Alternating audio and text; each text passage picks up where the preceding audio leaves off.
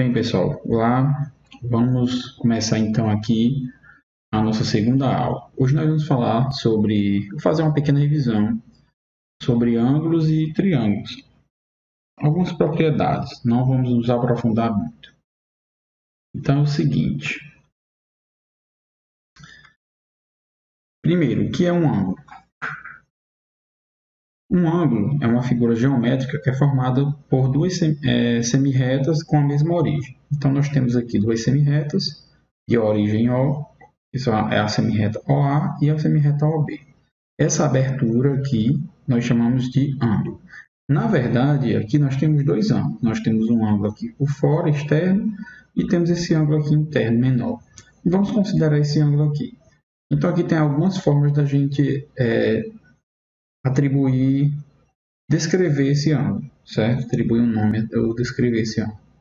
Então, eu posso descrever dessa forma aqui, o ângulo AOB com um circunflexo no O, significa que o O é o vértice onde está o ângulo, certo? AOB. Ou também podemos ter essas outras formas aqui embaixo, com esse símbolo, né? Um símbolo mais ou menos assim que representa a abertura do ângulo. Significa que o elemento do meio é o vértice onde está o ângulo. Isso pode parecer simples, mas isso é importante quando você está lendo uma questão que não traz a figura. Ou também eu posso representar o ângulo somente com o vértice onde esse ângulo está com um acento circunflexo. Isso não é muito comum porque até em alguns editores é ruim quando o vértice é uma consoante, que nós não temos como colocar o circunflexo em cima de uma consoante, né? Quando nós estamos digitando. Então, normalmente a gente usa esses outros casos aqui.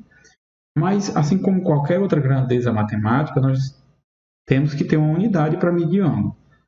Na verdade, existem algumas. As principais são essas aqui. Na verdade, a principal que nós usamos usualmente mesmo, que aparece mais vezes, é o grau, certo? O que é o grau, certo? Você pega uma circunferência, divide ela em 360 fatias. Cada fatiazinha dessa é chamado de 1 grau. Outra é o grado. O grado não é muito comum, certo? Significa o quê? Ao invés de a gente dividir a circunferência em 360, nós vamos dividi-la em 400 partes. Cada partezinha é chamada de grado. E outra que é muito comum, principalmente quando se estuda trigonometria, é o radiano, né? Um pouco mais complexo de entender, mas quando você está trabalhando com triângulos mesmo, semelhança, nós não usamos muito, nós usamos mesmo o grau. Mas quando nós vamos trabalhar com as razões trigonométricas, né, sendo cosseno tangente, é conveniente a gente trabalhar com um ângulo em radiano. Então, eu coloquei até um desenho aqui para tentar ilustrar. Um radiano é o seguinte, ó, se você imagine que você tem aqui a circunferência com um raio R, e eu vou pegar um raiozinho desse e vou colocar aqui o comprimento no arco, certo? Então, esse raio, quando eu coloco ele aqui no comprimento da circunferência, ele vem daqui até aqui. Obviamente, ele vai formar um ângulo central aqui. Esse ângulo central é o ângulo de 1 radiano, certo? 1 radiano. Quando você tem a circunferência completa, que é 360 graus, ela equivale a 2π radiano. Nós não vamos nos aprofundar muito nessa parte. Quando a gente for ver alguma coisa de trigonometria, eu vou falar um pouco mais. Ok? Um outro elemento importante dos ângulos é a bissetriz. Então, a bissetriz é um segmento de reta que divide, ou uma semirreta, que divide um ângulo em duas partes iguais, ou dois ângulos iguais. Então, nós temos aqui a semirreta OC, ela divide o ângulo, que era 60, em duas partes iguais, 30 e 30, certo? Essa semirreta aqui é chamada de bissetriz, certo? Chamada bissetriz. Essa semirreta é chamada bissetriz.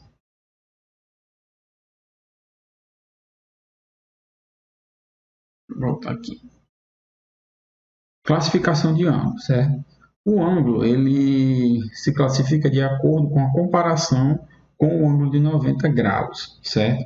Então, o ângulo de 90 graus, né, esse aqui, eu vou começar até por ele aqui, ele é o ângulo que nós chamamos de ângulo reto, certo? Ele é chamado de ângulo reto. A sua simbologia é um quadrado com um pontinho dentro. Então, não importa como vai estar lá no triângulo, pode estar assim, ó. Aí você pode achar que não é, mas se a simbologia for essa, significa que esse ângulo aqui é um ângulo de 90 graus. É um dos ângulos mais importantes em toda a geometria, porque ele tem muitas propriedades que são fundamentais. Então, com isso, baseando nesse ângulo, nós temos as outras definições. O que é um ângulo agudo? Agudo é um ângulo menor do que 90. Então, 40, por exemplo, é um ângulo agudo. O que é um ângulo obtuso? É um ângulo maior do que 90 graus, certo? 145, por exemplo, é um exemplo de ângulo obtuso. Um ângulo raso é um ângulo de 180 graus. Essas definições, pessoais, eu sei que pode até parecer algumas vezes elementares, mas já caiu questão no Enem que basicamente era você saber o que era um ângulo agudo, o que é um ângulo reto. Reto não, mas era mais em relação a um ângulo agudo, um ângulo obtuso, porque a gente acaba esquecendo. Isso é conteúdo do ensino fundamental. Então, revisar é sempre importante. Outro elemento importante são os ângulos complementares e ângulos suplementares. Então, dois ângulos são complementares quando a soma deles dá 90. Então, eu vou dar um exemplo aqui, 30 graus e 60 graus. Se eu somá-los, vai dar 90. Então, nós temos dois ângulos complementares. Suplementares, por sua vez, são ângulos que somados vão dar 180 graus, certo? Mais uma vez, esses dois ângulos, essas duas situações aqui, elas são muito importantes quando você está estudando trigonometria, as razões trigonométricas. Eles têm algumas propriedades que são bem úteis. Agora vamos falar um pouco sobre o triângulo, certo? Um triângulo, a definição é o que? É um polígono que tem três lados, né? E três vértices. Então, nós temos aqui um triângulo ABC, por exemplo. Os elementos dele são os vértices, né? Os vértices A, B e C, os lados AB, BC e AC, os ângulos internos, né? E os ângulos externos. Os ângulos externos, né? É importante você perceber que existe mais ângulos do que esses aqui, mas você vai pegar aqui, ó. Se eu pegar o prolongamento ou a reta suporte, que nós chamamos do lado AB, né? Essa reta aqui começa a seguir-se, vai haver um ângulo, uma abertura entre essa reta e o lado BC. Isso aqui vai me dar um ângulo que é chamado ângulo externo. Existe uma propriedadezinha que, por exemplo, se esse ângulo for alfa e esse ângulo aqui for beta, né, esse ângulo aqui externo vai ser alfa mais beta, né, que é a propriedade do ângulo externo. Mas vamos continuar aqui. Classificação de triângulos. Os triângulos eles podem ser classificados de acordo com dois fatores principais, né? Em relação aos seus lados, né? Então, em relação aos lados, nós temos o seguinte: se o triângulo tem três lados iguais, ele é chamado triângulo equilátero. Se ele tem dois lados iguais, ele é chamado isósceles. Aqui eu faço uma observação, certo? Que alguns livros, inclusive, dizem assim, alguns na internet aparecem, que é um triângulo isósceles. É um triângulo que tem dois lados iguais e um outro diferente. Isso está errado, pessoal. Na verdade, para ser isósceles, basta que ele tenha dois lados iguais. O outro não importa. Pode até ser igual. Então, conclusão aqui. Todo triângulo equilátero também é um triângulo isósceles, certo? Todo triângulo equilátero também é isósceles, porque o equilátero tem três iguais, então ele tem dois também, né? Então, só uma observação aí. Se tiver dois lados iguais, não importa o outro, ele é isósceles. E se ele tiver os três lados diferentes, ele é chamado de triângulo escaleno. Isso é a classificação do triângulo em relação às medidas dos seus lados. Mas eu posso classificar um triângulo também em relação aos seus ângulos internos. Se um triângulo tem todos os ângulos internos menores do que 90 graus, ou ângulos de 90 graus novamente aparecendo. Se todos os ângulos internos são menores do que 90 graus, esse triângulo é chamado de triângulo acutângulo, certo? Vem lá do ângulo agudo.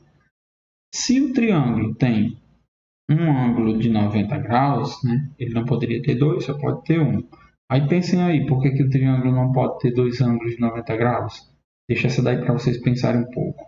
Né? Será que um triângulo pode ter dois ângulos de 90 graus? Pensem aí.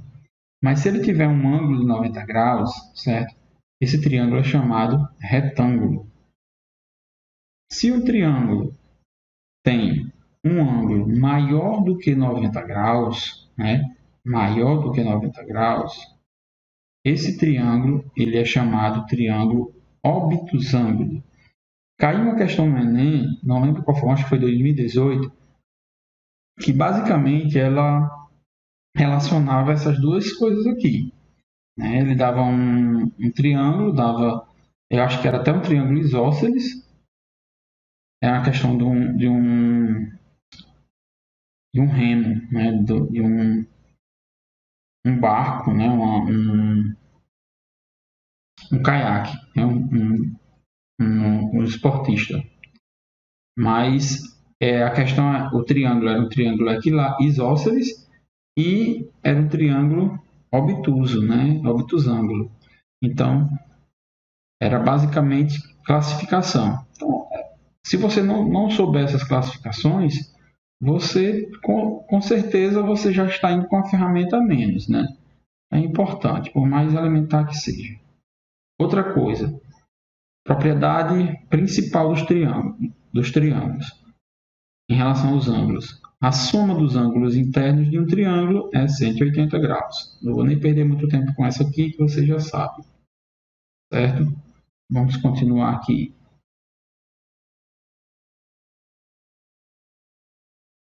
Agora vamos falar sobre seviana, certo? O que é uma seviana? Uma seviana é uma reta que parte de um dos vértices do triângulo e vai em direção ao lado oposto, certo? Isso aqui é chamado de seviana, ok?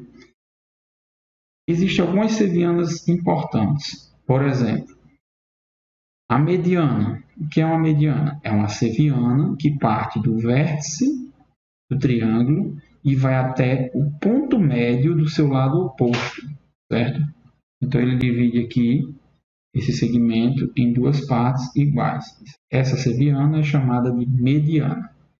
O encontro, aí observe que um triângulo ele tem três sevianas, porque de cada vértice parte uma. Do vértice B parte outra, que vem para cá, divide isso aqui em duas partes iguais.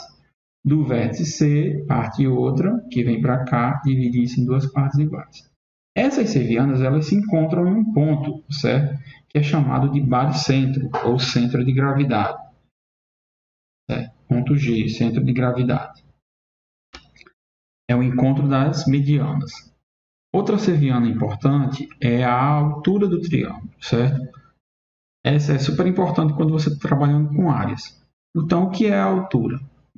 É um segmento perpendicular a um dos lados, né? Ele parte de um vértice e é perpendicular ao vértice oposto. O que é que significa perpendicular? Forma um ângulo de 90 graus. É importante perceber que a altura ela pode ser também externa ao triângulo. Então, observe esse triângulo aqui, ABC. Essa parte aqui. Então, qual vai ser a altura desse triângulo aqui? A altura do triângulo é um ponto, né? Aqui o vértice. Então, ele vai ser uma reta perpendicular à reta suporte desse lado aqui. Né? Porque o lado BC ele tem uma reta suporte aqui. Então, eu vou prolongar. Então, isso aqui é a minha altura do triângulo. Observe que isso aqui não faz parte do triângulo, viu? O triângulo é só essa parte aqui laranjinha. Da mesma forma, nós temos também o encontro das alturas. Se eu pegar cada triângulo, ele tem uma altura diferente. Se eu pegar um vértice, se eu pegar esse vértice, Por exemplo, o vértice B, a altura vai ser esse. Se eu pegar o vértice A, a altura vai ser essa. Se eu pegar o vértice C, a altura relativa, que a gente chama altura relativa ao lado BC, certo? A nomenclatura é essa. Qual é a altura relativa ao lado BC? Parte de A e vem até o lado BC. Eles se encontram em um ponto que é chamado de ortocentro, certo? Outra seviana interessante também, pode-se falar, é a bissetriz. Então, a bissetriz, ela parte de um dos vértices. Lembra lá o que eu falei sobre a bissetriz? Divide o ângulo em duas partes iguais e vai até o outro vértice. Isso aqui é chamado bissetriz interna do triângulo. Por quê? Porque eu posso ter também externa. Como eu falei, por exemplo, se eu prolongar a reta AB, fora vai ter um ângulo também. Esse ângulo também pode ser dividido em duas partes iguais, certo? Então, aqui nós temos a bissetriz externa. Aí aqui vamos falar de uma coisa interessante, certo? Não muito comum, isso aqui eu acho que você vê no ensino fundamental, mas no ensino médio muitas vezes passa batido, que é a condição de existência de um triângulo. Será que é sempre possível formar um triângulo? A resposta é não, certo? Existem algumas condições para você formar um triângulo. Então, eu tenho, por exemplo, aqui, vou dar um exemplo que não dá certo. Se eu pegar esse triângulo aqui, esses segmentos, 2, 3 e 6. Não é possível você formar um triângulo, porque eu não tenho como fechar o triângulo. Se eu pegar aqui o lado 6 como base, e eu pegar esse 3 aqui e esse 2, eu não tenho, eles nunca vão se encontrar, porque o máximo que ele vem é até aqui, o 3. O máximo que o 2 vem é até aqui. Então, não tem como se encontrar. Consequentemente, esse triângulo não é possível ser construído. Então, existe uma regra para que você possa construir um triângulo, que é chamado de condição de existência. Então, nós temos aqui, qual é a condição de existência do triângulo? Eu vou traduzir isso aqui. Na verdade, isso aqui significa dizer o quê? Que qualquer lado, se eu pegar um triângulo ABC, qualquer lado, esse triângulo só vai ser possível se quando eu pegar um lado, ele vai ser menor do que a soma dos seus outros dois lados. Esse lado tem que ser menor do que B mais C. B tem que ser menor do que A mais C. E C tem que ser menor do que A mais D. Voltando aqui na questão anterior, observe que o 6 ele é maior do que 2 mais 3, né? Que é 5. Opa, desculpa, pessoal. Chega.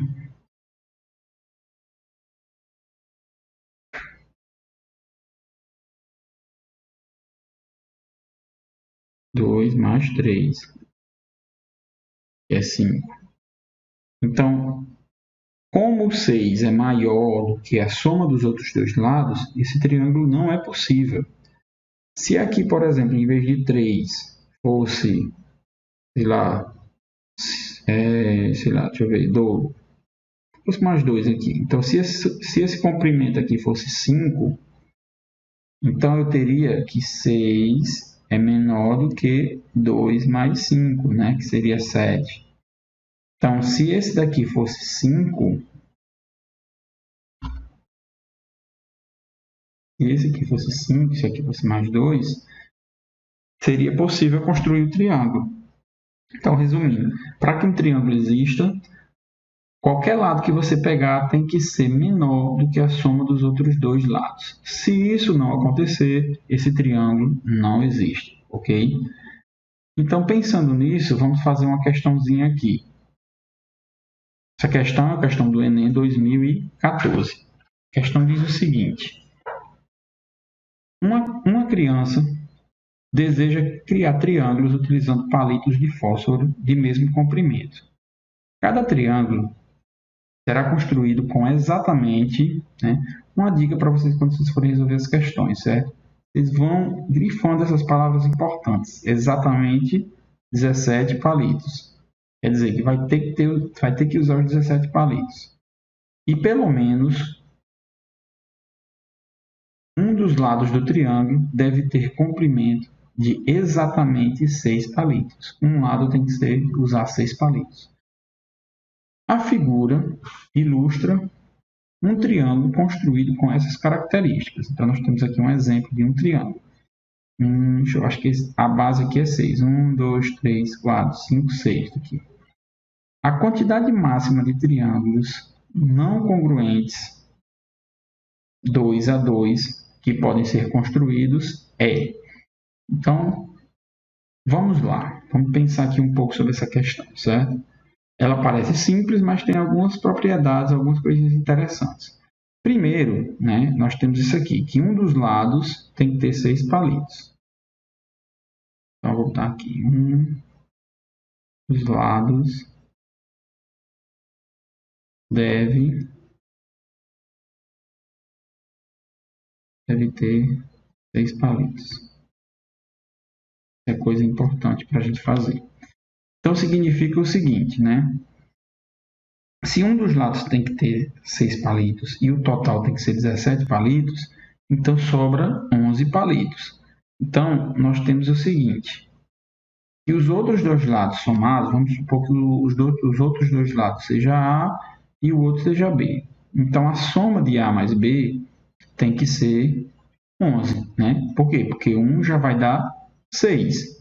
Então, a soma vai ter que ser 11. A soma de A mais B tem que ser 11 palitos.